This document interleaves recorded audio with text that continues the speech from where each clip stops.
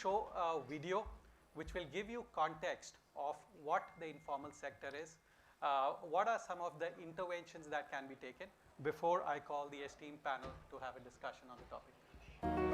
India, a nation where 490 million people form its backbone. Who are they? They are the building blocks of our country. Our carpenters, plumbers, electricians, farmers, and many more. The country's informal workforce. Meet one of them. Here's Samar, a Delhi-based carpenter. He furnishes comfort, shapes heirlooms, and impacts lives. Yet he and the rest of our informal workforce are living on the fringes of India's AI revolution.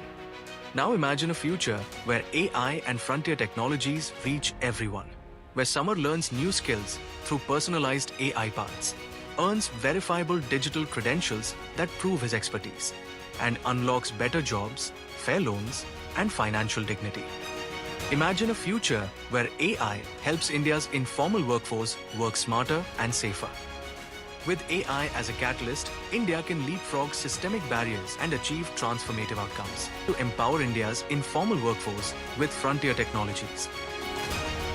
Come, be a part of this AI revolution for all. Let us build a Viksit Bharat together. So we are privileged to have a panel. India. We are privileged to have a panel today which represents industry, the development sector, and the government.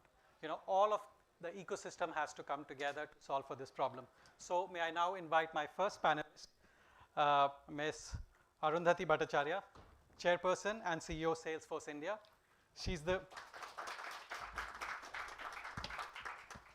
the recipient of the Padma Shri, India's 4th highest civilian award, and has frequently been featured on Forbes' World's 100 Most Powerful Women and Fortune's World's 50 Greatest Leaders list.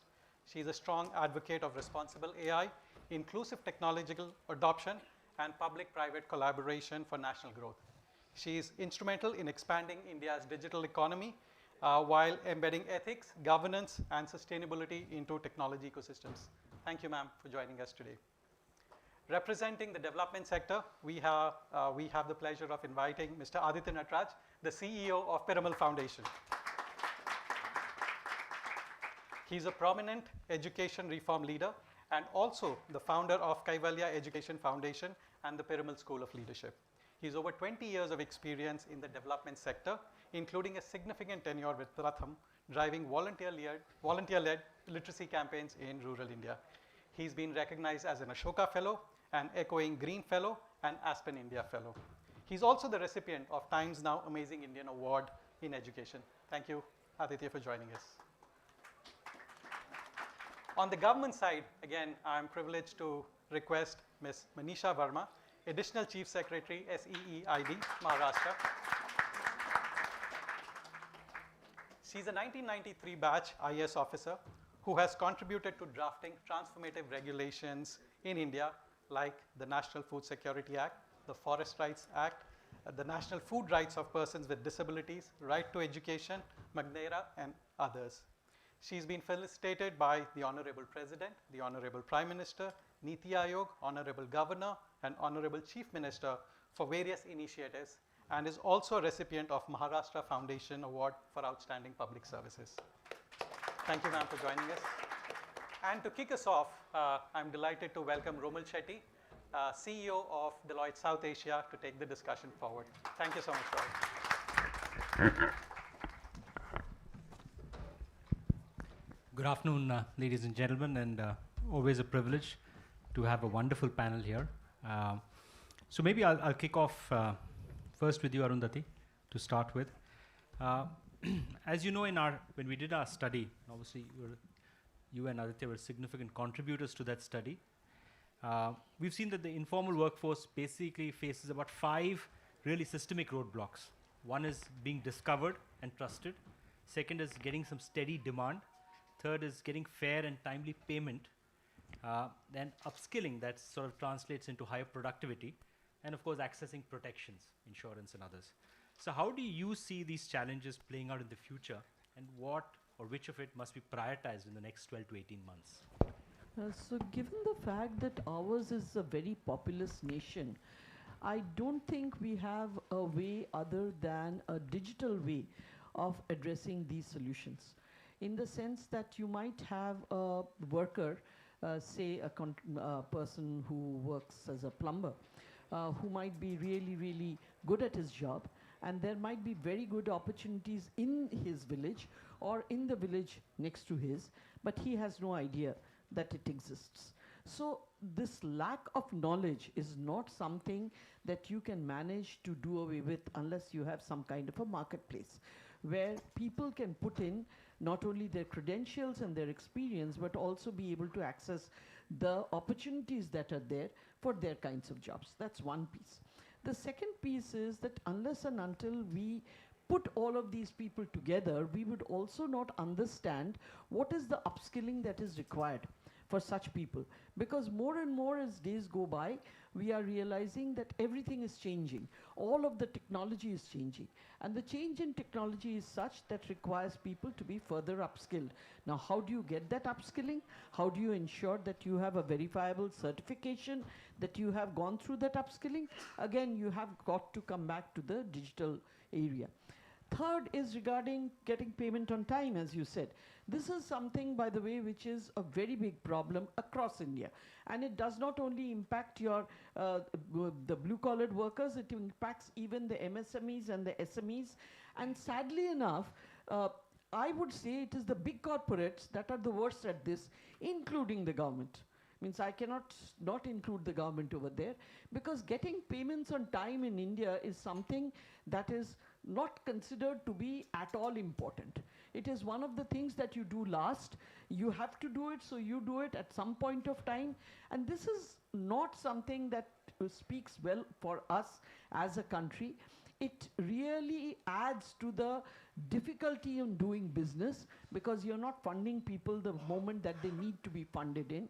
And there has to be an accountability for all of this, which unless if you use a digital platform, there is no footprint. There is no footprint about the delays that are taking place unless you put a digital platform to this. So I think, in the report that we put out together, and I think there were other people, especially your people, Deloitte people, who did a lot of work on this, who actually suggested a platform where all of these things could be comprehensively addressed. Now, I was just asking Romil before coming in over here that India is great at putting out fantastic reports. At the end of the reports, who is charged with the execution? Who is really accountable? That if it doesn't get executed, there is a downside to it. We have no such, downsides. We have suggestions, we have reports, and then we don't have a person who's charged with the execution. I think it's time for all of us to understand that reports are great, suggestions are fantastic, but there has to be an authority that will take charge of this, will run with it, and be accountable for actually implementing it, because there are some really, really good suggestions over there that need to be implemented. Thank you, Arundhati, and you know why she was the SBI chairperson, because she's got a strong mind of her own and always, willing to challenge the status quo, which I think in her own life, as well as, of course, in the various positions that she's held. Thank you, Arundhati. So, Manisha, a question to you now, and this is really about Maharashtra. Obviously, could you sort of share an overview of the work being undertaken by your department for the benefit of all the delegates here, and how is it working towards enhancing human capital and social inclusion? So first of all, thank you so much for having me here. I'm looking forward for a great dialogue with this esteemed panel members as well as all of you. I head the Department of Skills, Employment, Entrepreneurship and Innovation. That is why it is written SEED, so it's not a very common kind of a department. This is a newly constituted department in Maharashtra, and to put it simply, it is overseeing the entire vocational education spectrum.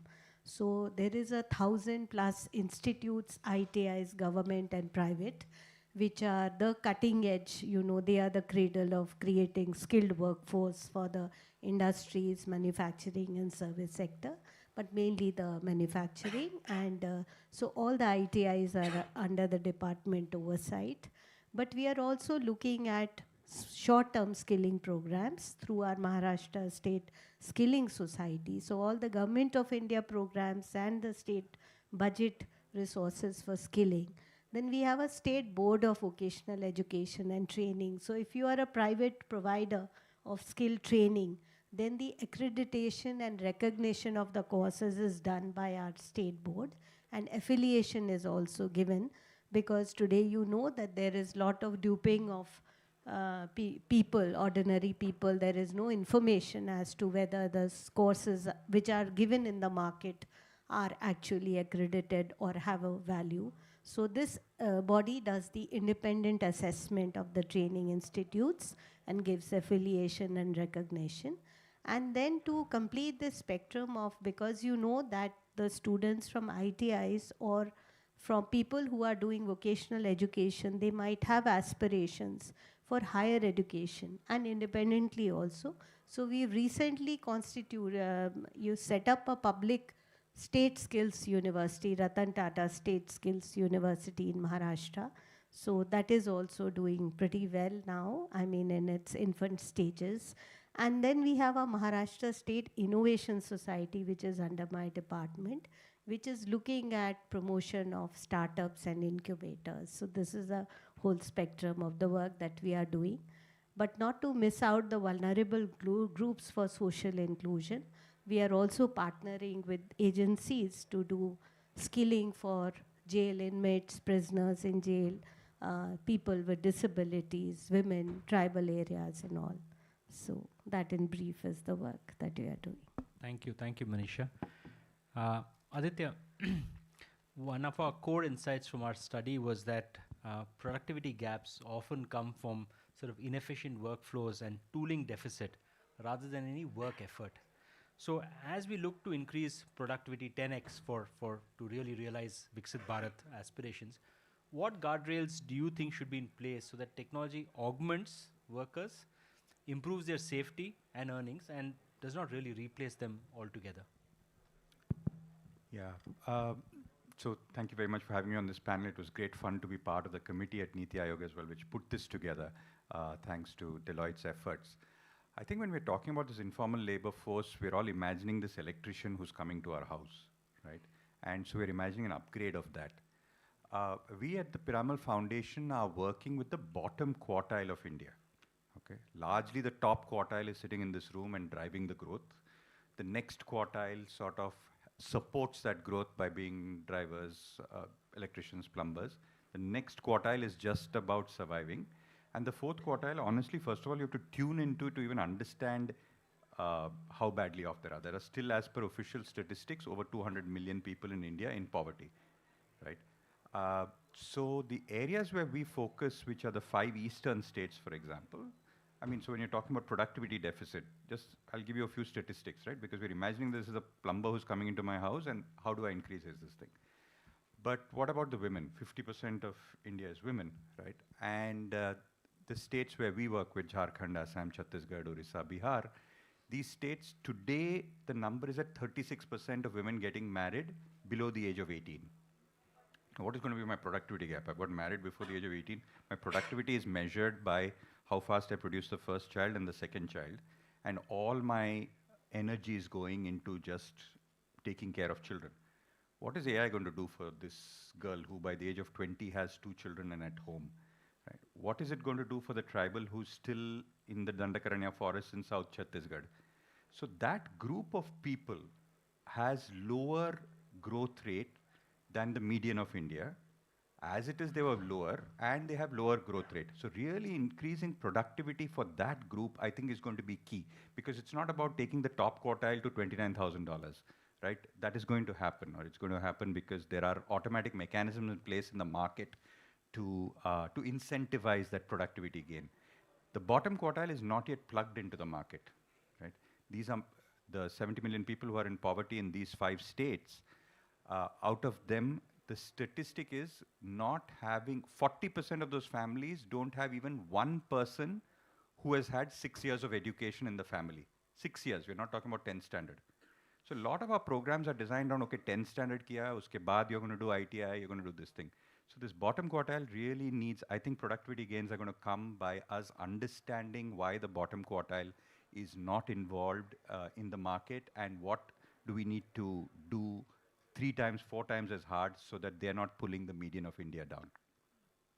I mean, and as consultants, when we look at these reports, and I can tell you from the Niti one was, I think these kind of inputs, because it's very easy sometimes just to be far off and sort of give recommendation, but when you realize the nitty-gritties as well, I think you realize that there have to be different solutions, and I think this report was where really different sets of people came together to contribute.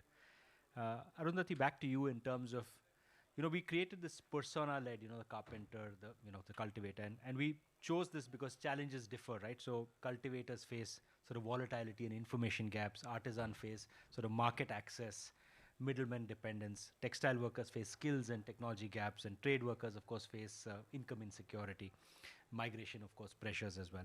So how do you balance a centralized approach while ensuring each person's unique challenge are solved for? So basically, again, there cannot be a cookie cutter solution to all of this. Because the persuasions are so different, the challenges are so different, you necessarily need to solve for people in different ways.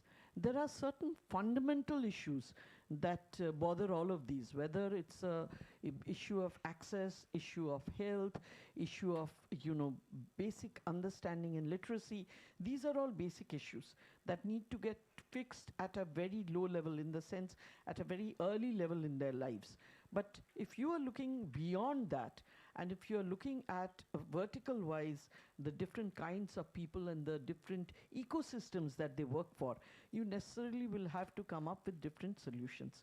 And again, here I think this is where the stakeholder, which is the major stakeholder, which is the government has a role to play, because it is the government that is going to enable the ecosystem to help these people to grow. For them to grow on their own, like was being said by him, the upper quartile people can help themselves. The people who are absolutely at the lower quartile, they actually need help. And I remember one incident where, we used to run this Youth for India program in State Bank of India, where we had people taking a gap year, coming and serving in the villages.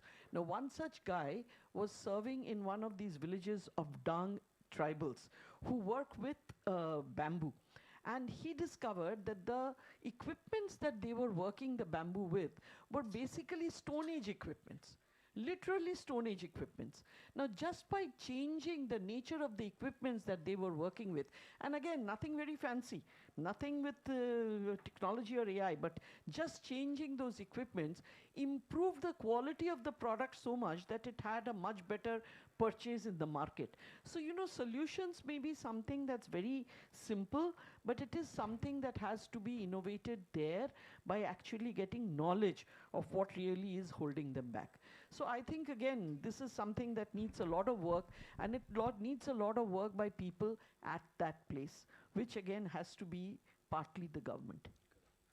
And in fact, the the platform that the committee recommended, in some sense, was to also help to Uberize, to create demand, to also build skills also. So as long as you have a simple phone, you could actually use it. So I think that was actually done as well.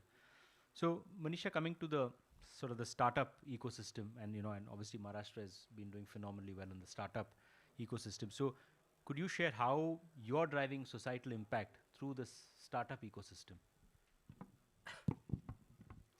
I think honestly, startup ecosystem is something that is organically grown, and government should not be taken too much credit. I was just sharing with Arundhati ji with you before, and we were entering that some things are on autopilot, and government should just catalyze or facilitate and not obstruct the growth. I think that is. But nevertheless, I would like to say that we have been trying from the government, Maharashtra government side, to really kind of catalyze this ecosystem which is there in Maharashtra. Maharashtra has 35,000, nearly 35,000 startups currently registered by DPIIT, and it is the leading state. And some of the things that we have been doing actually is to create this, get this culture penetrated across the state. Initially, we saw that their startups were primarily centered around Mumbai because of the ecosystem and Pune. But today, I'm happy to share that every district in Maharashtra, including Gadchiroli, has minimum of 25 startups registered. So can you imagine that? So we've tried to do it through multiple ways, like having hackathons, grand challenges, startup yatras, involving the college students and the rural areas as much, creating district level committees, led by collector, but having an entire ecosystem of stakeholders, including principals, ITIs, the district industries officers, the MSME clusters. Then we also give some support of financial, because not all startups are capable of prototyping and then getting the quality testing done. So we do some reimbursement for IPR, for domestic patents or international patents. We are helping them to obtain quality testing and certification. But a very unique experiment that we have done, I think, and which we can take genuine credit of, is our very unique program called Startup Week. We invite startups from across the country. We get nearly close to 3,000 entries every year. And they are shortlisted by an independent jury of domain experts, VCs. And then we have their pitching done before second round of independent jury. Now, these are not startups. We are looking at startups and their technologies and innovations which have a large social impact. So just to give you an example, the sectors are actually clean energy, mobility, agriculture, health, education, fintech. These are the kind of sectors. So I'm happy to share some examples, like there was a startup, and then we give them as awards, direct work orders up to 25 lakhs. In recently, we have increased from 15 to 25. So otherwise, startups are stuck for procurement policies of the government. They are not able to compete with the tender systems that are there. So we give them a direct work orders as winning prize. And then we connect them with the domain departments to roll out their innovations. And that has been very helpful for our startups to gain visibility and even gain international markets and investors. So some of our startups have really grown up, like there's Sagar Defense. Now today it's called Sagar Defense. We started with their, now today their technology has been upgraded for marine surveillance, and Indian Navy has also placed orders and they've created a manufacturing plant near Nasik. We have new dogs recently. It was our winner from ITI and IIT and other people who have created a very beautiful, home diagnostic app. On phone, you can have more than 30 health parameters at a very low cost. We have Pad Care, which has done the entire thing of menstrual hygiene management and disposal of sanitary pads in a sustainable way. We did their pilots in Mantralaya itself to do the, see the proof of concept and give them the work order.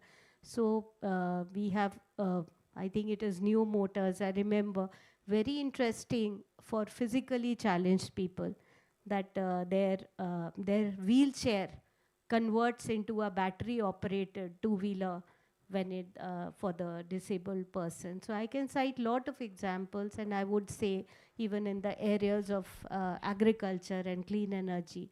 So these are kind of some efforts that we have been doing, and hopefully we'll take it to the next level with the help of such experts. I think it's fantastic work. And on a lighter note, of course, Manisha ji, we also struggle on the tender side. So,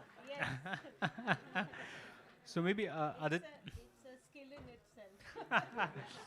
So Aditya, I mean, from your experiences, where do digital or sort of AI-led interventions for the informal force sort of break down, and what are some of the learnings from the past? So like you said, you bucketed into the four categories as well. So we've done a lot of digitization work. In fact, we've showcased it even at the expo, and we work with the government to digitize government health systems, digitize government education systems, agri, water, any space. Digitization normally adds value. But here, when we are talking about the informal labor force, I think we have to look at the mental model here. When we are talking about white-collar workers, right, like Deloitte or a lawyer firm, they got aggregated more than 40, 50 years ago, right? If you went back 100 years ago, you had an individual chartered accountant, an individual lawyer, an individual banker, or an individual consultant. Now you have firms. Now, as soon as you've aggregated, you get lots of benefits because you get specialization, and then you can reintegrate to offer a more complex service, right? Or you get more skill capability growth for each person. You can get quality standards. The customer knows what he's buying, right? So in the white-collar workforce, this has already happened.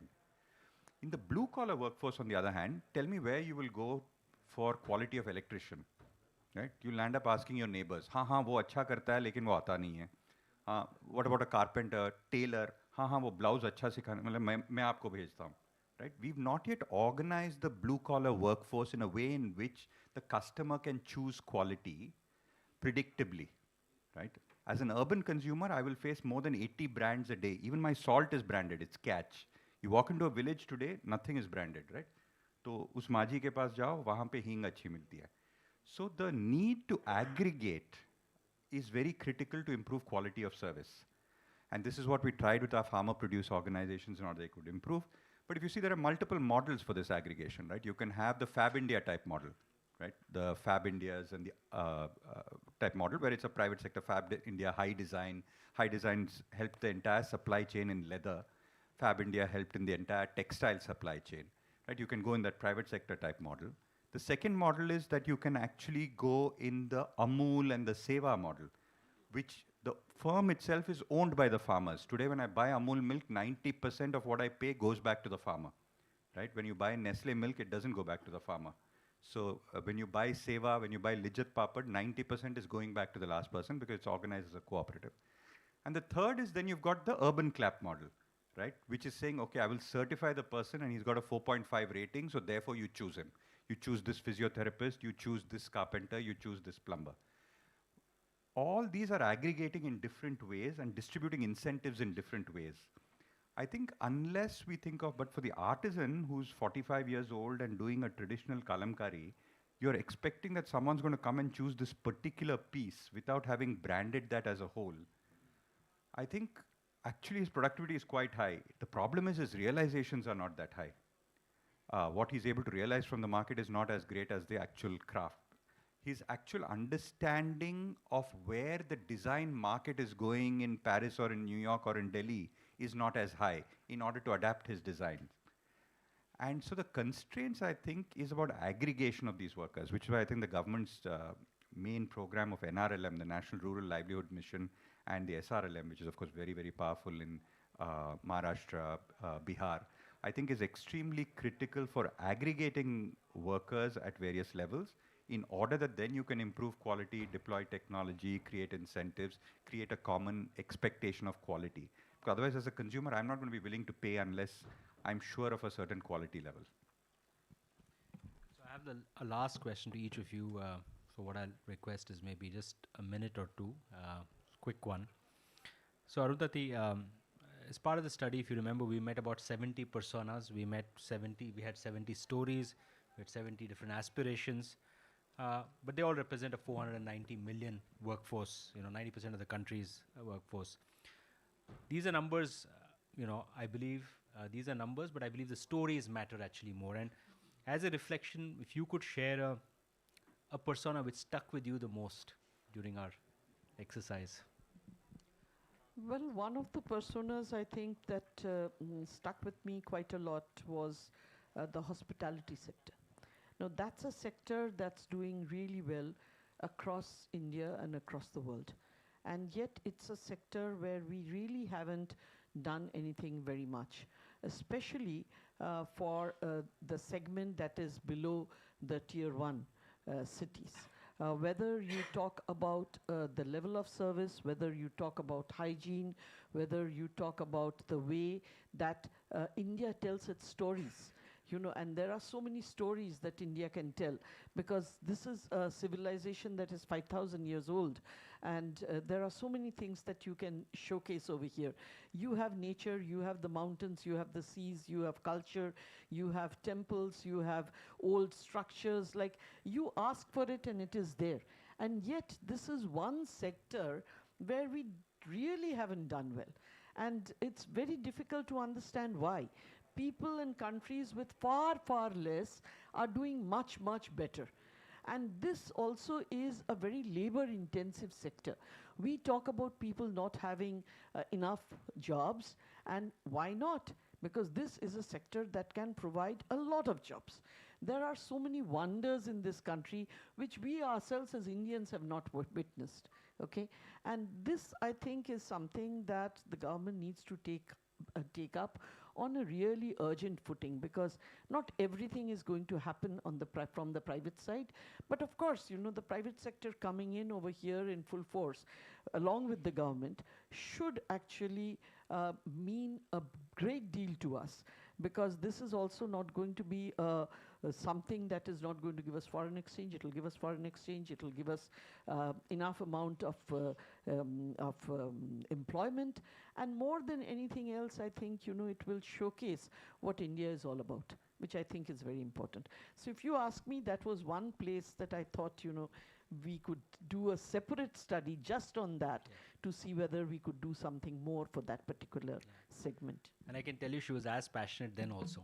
I remember this discussion as well, specifically, but it is a fact that hospitality tourism actually is a force multiplier, because it also impacts so many industries, right? So, Manisha, in terms of industry partnerships, so really when it comes to employment, an important ally is industry partnership.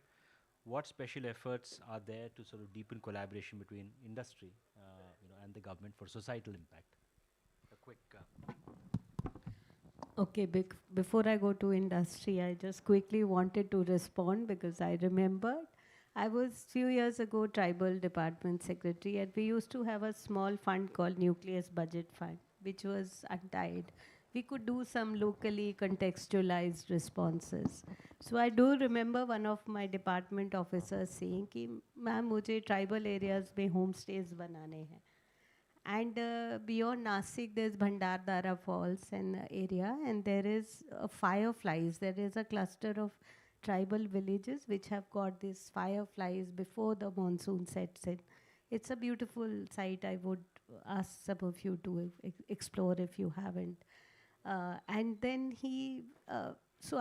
I funded that times few homestays, which was just 1 lakh rupee for villagers to make some extra room and furnish it with iron furniture, 1 bed and mattress and something. They couldn't even afford that, because they were all small marginal farmers. And I forgot about it, and I did it out of the way, because there was no such scheme, but I designed it for them because I trusted my officer that he'll use it well. And then he said, "Ma'am, aap aana, wo log acha business kar rahe hain." And 3 years ago, I had left the department few years ago, and I traveled to Bhandardara area to catch this fireflies. And he said, "Ma'am, वो आपको याद कर रहे हैं कि आप उनके घर आके खाना खाना." So around from 11 at night till 2 in the morning, I was looking at that tract of fireflies, and then I visited that village hamlet. She cooked that jwari, bhakri and everything, and she was so happy to share with me, the lady of the house, कि ma'am ये वाला कमरा है, आपण पाहुणेसाठी घेतो आम्ही, महाराष्ट्रीयन जेवण त्यांना देतो, मतलब we are giving authentic Maharashtra food, and lot of people come and stay in my room. So one example, I just got some warm remembrances.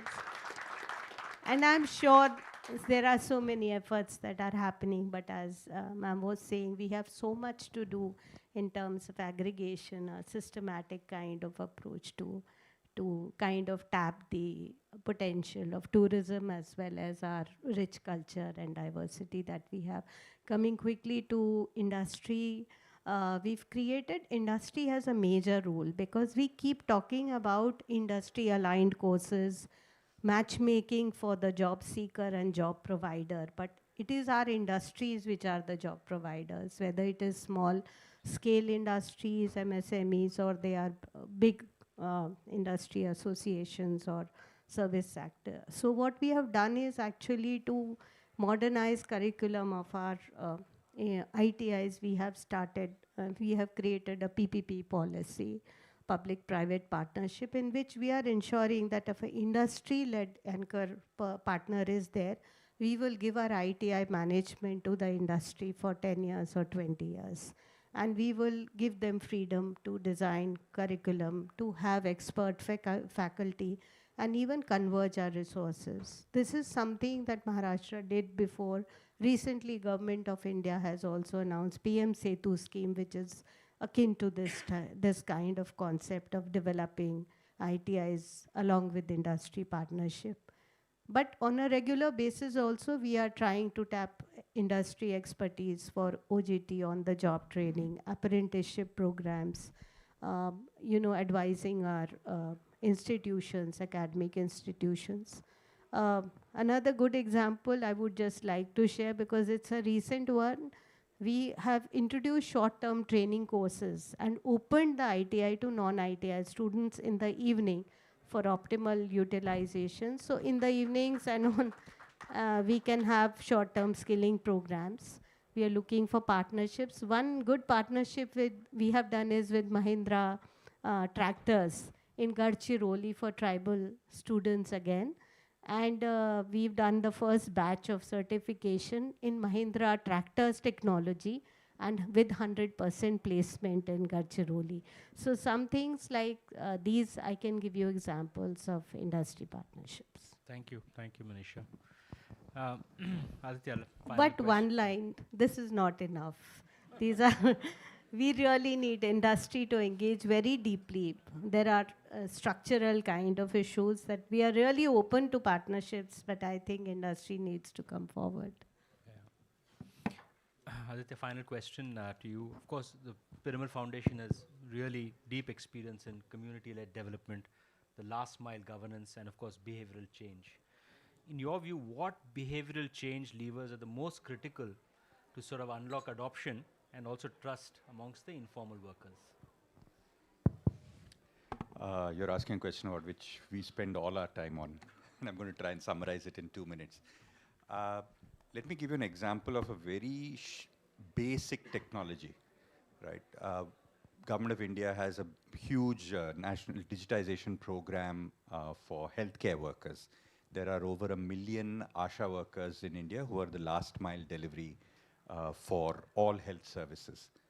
An ASHA worker still in many states has a manual register in which she fills up the pregnancies. She has 54 different things to track. She has a separate register for pregnancies, separate register for TB, separate register for nutrition, separate register for adolescent girls.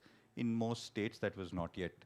Now you'd imagine, come on, that's like the easiest thing to automate, right? Because it's a tool, she goes to each home, there's a geotagging, and then you have the database, and then you fill up what's the latest problem, so that her surveys are more efficient. Bihar alone, and we went into Bihar to try to digitize this, and Bihar alone has over 100,000 ASHA workers, right? And we thought, ye to 3 mahine mein ho jayega, because we had the technology.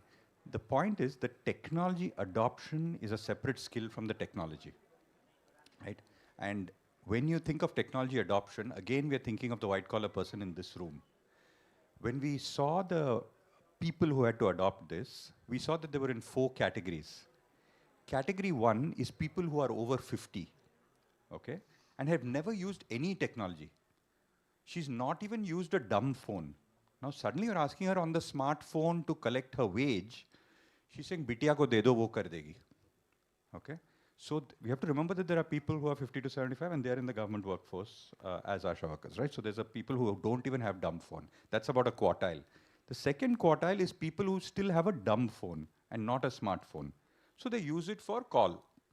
Call ke alawa, not even SMS. You use it for call and you use it for emergency. You're not using it for work. You're not used to how will you use it for work? When I press here, what happens? Where does it go? How does that data come back here? Who's looking at it? These are all the questions going in their mind because which is saying वहाँ पे नहीं बताएंगे आपको आके office में बता देते हैं. यहाँ पे भी जब मैं लिखता हूँ तो पता तो चलता है कि ये रजिस्टर मेरे पास है. यहाँ पे लिख दिया तो होगा नहीं तो फिर बाद में अफसर पूछेंगे मुझे. So there is a huge fear of this technology adoption. Then there's a third quartile which has smartphones but is not used to using it for business, right? That is used for, my son watches YouTube, I have Prime Video, all those sort of things. But using it for business, business means whatever work I'm doing, you're not used to because gaon mein waisa hota nahi. And then the top one is typically younger people who are, young ASHA workers from 25 to 35 who have a smartphone, who are going out, who are also selling something on the side, also running some side business. They're really smart. So the adoption depends on the profile of the workers inside and how far they have adopted. And typically we design one-size-fits-all type programs, and there's a group of people who already knew how to do it, and there's a group of people who's never going to do it. And I think this is very critical to really imagine that there is not one India, there are at least 4 Indias on any dimension. And to first understand that and then tailor our programs to that, I think all adoption can happen. Yeah, thank you. I think this is, you can see the wealth of experience, the depth of knowledge, and the willingness to work. You can clearly see from industry, from the development sector, from the government. So I think sometimes we feel a bit disheartened but whenever we hear stories and if we see leaders like this, that India is in good hands. So thank you everyone for such a wonderful panel. Thank you for your time. Thank you.